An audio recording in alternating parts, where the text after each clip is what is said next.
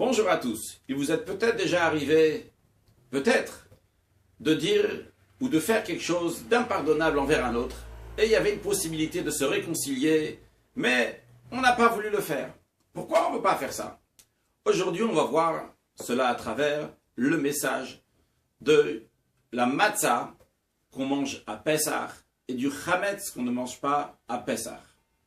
Quelle est la différence entre le chametz et la matzah?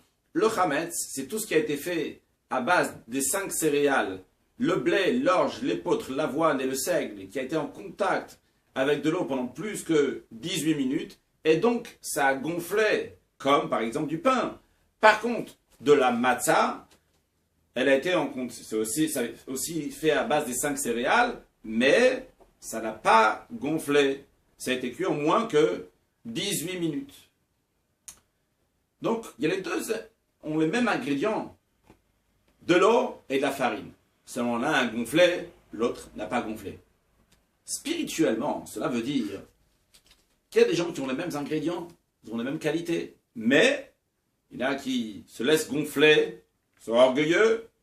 Il y a ceux qui restent humbles, comme de la matzah. Encore une deuxième différence entre le chametz et la matzah. Comme vous le voyez, le mot chametz et matzah ont les mêmes lettres, ou presque les mêmes lettres. Le même est le tzaddik, on le retrouve aussi ici, même et tzaddik dans chametz. Par contre, le chet de chametz et le he de matzah se ressemblent seulement. Les deux ont 3 barres, droite, gauche et en haut. Seulement, à la différence, comme vous le voyez, le he a une trappe d'échappement, un endroit où il peut partir, où il y a une sortie de secours. En effet, la différence entre les deux est que celui qui est orgueilleux, il reste toujours dans son carré, il est complètement bloqué. La porte d'en bas représente la faute dans laquelle il s'est mis dans une mauvaise situation et il ne veut pas sortir. Lui aussi, s'il veut, il peut faire une petite brèche là-haut, un petit trou à travers lequel il va se rapprocher de Dieu, mais il ne veut pas, son orgueil ne le laisse pas faire. C'est vrai, même si c'est juste un petit trou. Il faut qu'il s'aplatisse un peu, il s'écrase pour qu'il puisse passer dans ce petit trou, se rapprocher de Dieu, se réconcilier avec l'autre.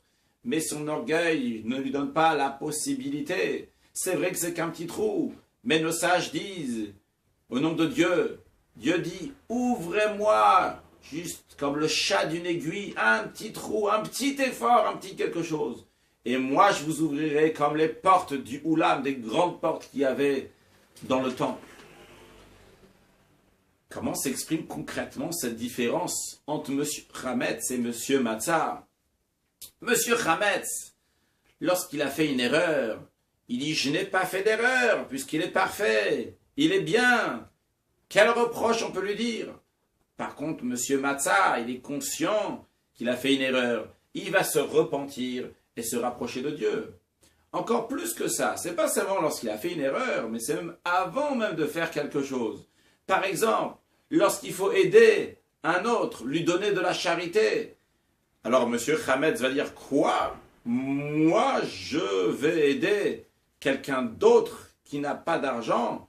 Si Dieu m'a donné de l'argent, c'est parce que je le mérite, parce que je suis bien, je suis quelqu'un d'extraordinaire, et ça me revient que j'ai de l'argent. Dieu n'a pas donné à l'autre, parce qu'il ne mérite pas. Moi, je vais aller donner de l'argent à un autre.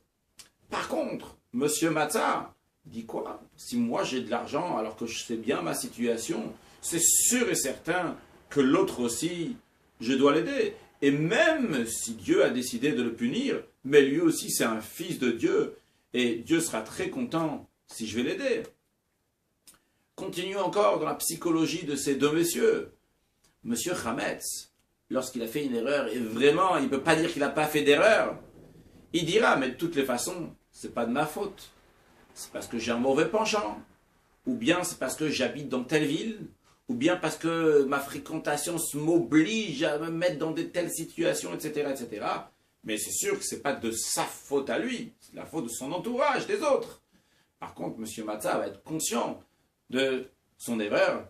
Le point commun qu'il y a entre les deux, le point commun qui n'est pas entre les deux, c'est que Monsieur Matzah, il fera toujours teshuva, il se rapprochera de Dieu, il va se réconcilier avec Dieu, avec ses amis, parce qu'il sait qu'il a fait une erreur. Par contre, Monsieur Hametz reste son orgueil, ne le laissera pas sortir de son trou. C'est justement ça, le message de la Matzah. Elle nous dit, tu manges pendant 7 jours, ou tu manges au moins le soir du Seder. Ça, c'est la quantité qu'il faut manger le soir du Seder, ce qu'on appelle un kazaït, environ 30 grammes de Matzah. Eh bien, on nous dit, le message de la matzah, l'humilité qu'on doit avoir, doit aller avec nous pendant toute l'année. Et ça, c'est aussi une réponse à ceux qui se demandent des fois, pourquoi le monde entier est contre moi, ça ne va pas à droite, ça ne va pas à gauche, avec personne, j'arrive à m'arranger, ou les gens n'arrivent pas à s'arranger avec moi, parce que je suis parfait. Mais des fois, le problème est tout simplement que c'est un gros morceau de chametz. Et c'est un peu dur avec les gens pour avoir affaire avec le chametz. Par contre, s'il serait un peu matzah, les choses vont aller mieux. On conclura avec une histoire que quelqu'un, une fois, est allé chez le Tzemach Tzedek, Rabbi Menachem Mendel, le troisième rabbi de Chabad, et lui a dit que dans la synagogue, tout le monde lui marche dessus.